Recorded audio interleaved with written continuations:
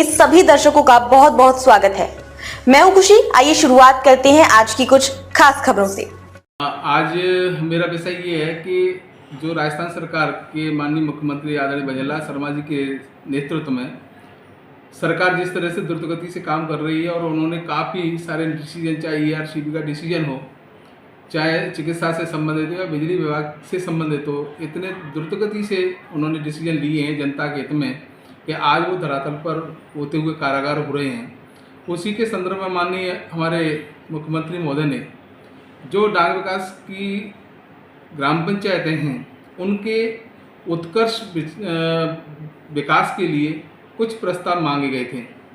उन प्रस्तावों में यहाँ पर जो धौलपुर ज़िले में, विशेषकर धौलपुर ज़िले की जो डाक विकास विभाग के अधीन जो ग्राम पंचायतें आती हैं, उन ग्राम पंचायतों में कुछ प्रस्ताव मांगे गए हैं, ऐसा मुझे मालूम हुआ है। परंतु सबसे बड़ी हमारे लिए बहुत ही विचारणीय बात ये है कि यहाँ पर जो कांग्रेस सरकार के लगाए हुए जो अधिकारी और कर्मचारी हैं, उन्होंने अपनी मनमानी करते हुए न तो किसी जनप्रतिनिधि से इसमें विचार विमर्श किया है, न मैं इस समय पूर्व विधायक भी था और वर्तमान में भाजपा प्रत्याशी भी था, मेरे से भी कोई विचार विमर्श नहीं किया है। नहीं भारतीय जनता पार्टी के मंडल अध्यक्ष या पूर्व विधायक जो भी हैं, किसी से विचार विमर्श नहीं किया है। और मुझे जानकारी में आया है कि गुपचुप तरीके से उन कर्मचारियों ने इसके डाक विकास बोर्ड के प्रस्ताव भिजवाने का मुझे संज्ञान में आया है। ये बहुत ही अनुचित है कि किसी भी ग्राम पंचायत का विकास इस आधार पर निर्धारित होता है कि उसके जितने भी जनप्रतिनिधि हैं उनसे चर्चा की जाए और चर्चा करते हुए जिन ग्राम पंचायतों में प्रायोरिटी के आधार पर जहाँ पर जिस विकास कार्य की आवश्यकता है उन विकास कार्यों को लेना चाहिए और उसको लेकर के तब प्रस्ताव बनाने चाहिए जनप्रतिनिधियों से चर्चा करके। परंतु ये संज्ञान में आया है कि कुछ अधिकारी कर्मचारी अपनी मनमानी और ऊपर, जैसा उन्होंने कहा है कि ऊपर से प्रस्ताव मांगे गए हैं, ऊपर से प्रस्ताव मांगे गए, स्वागत योग्य, क्योंकि भारतीय जनता पार्टी की सरकार आदरणीय भजनलाल सर जी के नेतृत्व में बहुत ही अच्छा काम कर रही है। परंतु यहाँ पर जो जमीनी स्तर पर हम सभी जनप्रतिनिधियों से विचार विमर्श करके ही प्रस्ताव मांगे जाए। मैं आदरणीय हमारे यशस्वी मुख्यमंत्री भजनलाल शर्मा जी से निवेदन करूंगा कि ऐसे जो कांग्रेस मानसिकता के कर्मचारी और अधिकारी इस धौलपुर जिले में अभी भी काम कर रहे हैं, उनकी मानसिकता को समझते हुए उन पर कार्रवाई करें और जो जनप्रतिनिधि भारतीय जनता पार्टी के जनप्रतिनिधि हैं या जो विकास के प्रति प्रतिबद्ध किसी भी पार्टी का जनप्रतिनिधि है, उससे विचार विमर्श करके ही प्रस्ताव मांगे जाए और ये गुपचुप तरीके से भेजे गए ये जो प्रस्ताव हैं इनको न माना जाए। अब तो पूरा प्रस्ताव हम लोगों से विचार विमर्श के ही मांगे जाए, उन्हीं पर ये काम किया जाए।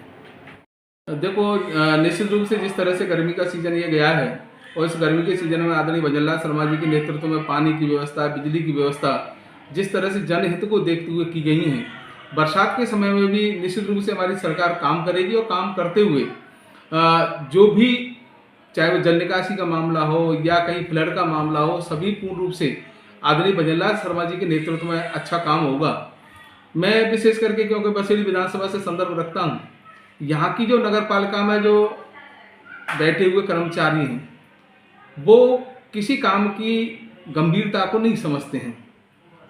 जिस तरह से जिस मानसिकता से आदरणीय भजनलाल सरकार काम कर रही है, जनहित को देखते हुए काम कर रही है, उसके आदेशों की ऐसा मुझे प्रतीत होता है कि विशेष करके नगर पालिका बसेड़ी में उस आदेश की धज्जियां उड़ाते हुए मुझे प्रतीत होता है।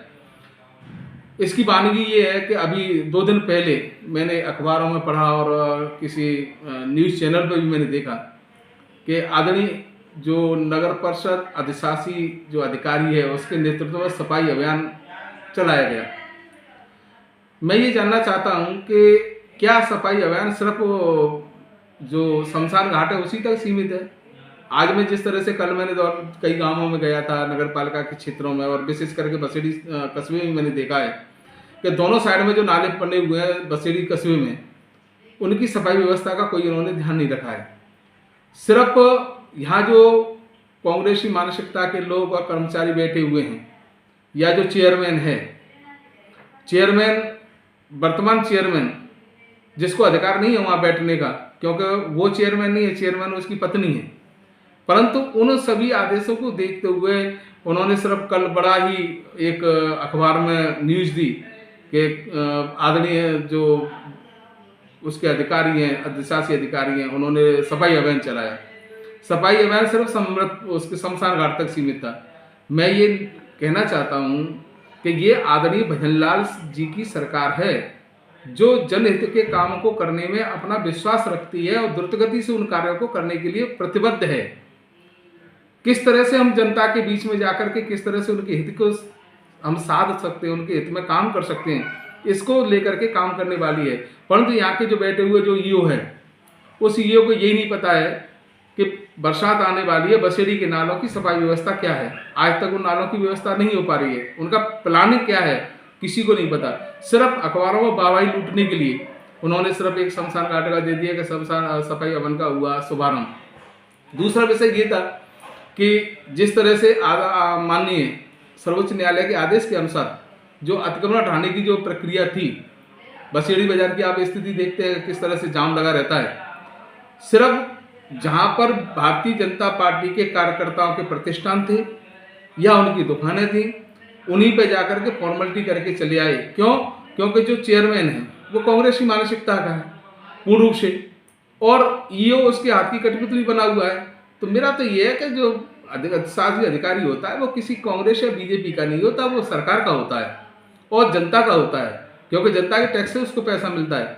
इसलिए मेरा निवेदन ये है कि, और मैं आदरणीय हमारे मुख्यमंत्री जी के संज्ञान में भी लाना चाहता हूँ कि ऐसे अधिकारी कर्मचारी जो सिर्फ अपनी जेब भरने के काम में ही लगे हुए हैं, या ऐसे जनप्रतिनिधि जो अपनी जेब भरने के कामों में पदों पर बैठे हुए जेब भर रहे हैं, उन सभी पर कार्रवाई की जाए और आगामी भविष्य को देखते हुए नालों की सफाई व्यवस्था की जाए। और जो कस्बे में जो सफाई व्यवस्था बिल्कुल चरमरा चुकी है, उस सफाई व्यवस्था पर ध्यान दिया जाए। और जो अतिक्रमण हो रहे हैं उन अतिक्रमणों को निश्चित रूप से हटना चाहिए, जिससे जनता को काम मिले। और आगामी बरसात के मौसम को देखते हुए सफाई व्यवस्था पर बसेड़ी, विशेष करके बसेड़ी नगर पालिका में ध्यान देना चाहिए। अब तक के लिए बस इतना ही। फिर होगी आपसे मुलाकात ऐसी ही बड़ी खबरों के साथ। तब तक के लिए नमस्कार। ऐसे ही लेटेस्ट अपडेट्स के लिए हमारे चैनल को सब्सक्राइब करें और तुरंत नोटिफिकेशन पाने के लिए बेल आइकन प्रेस करना ना भूलें। और अगर आप हमें फेसबुक के माध्यम से देख रहे हैं तो हमारे फेसबुक पेज को फॉलो जरूर करें। धन्यवाद।